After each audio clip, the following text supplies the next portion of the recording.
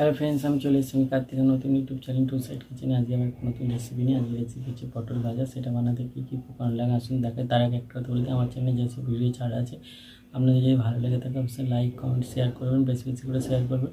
আপনি যদি আমার চ্যানেল নতুন হয়ে থাকেন প্লিজ সাবস্ক্রাইব করে দেবেন, নিচে বেল নোটিফিকেশানটা অল করে দেবেন যাতে আমার ভিডিও আমাদের কাছে আগে পৌঁছে। তাই চলুন পটল ভাজা বানাতে কী কী উপকরণ লাগে আসুন দেখায়।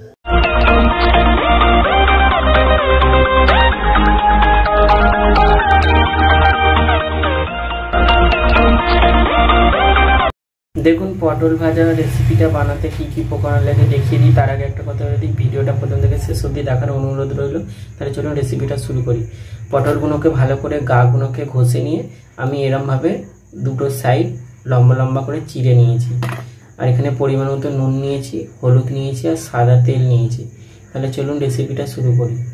পটলটার মধ্যে নুন হলুদ মাখিয়ে নেবো। নুন দিয়ে দেবো, হলুদ দিয়ে দেবো, ভালো করে মাখিয়ে নেব।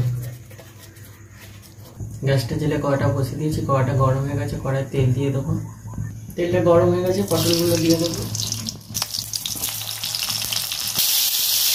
পটলগুলো সব দিয়ে দিয়েছি, ঢাকা দিয়ে ভালো করে ভাপিয়ে ভেজে নেব।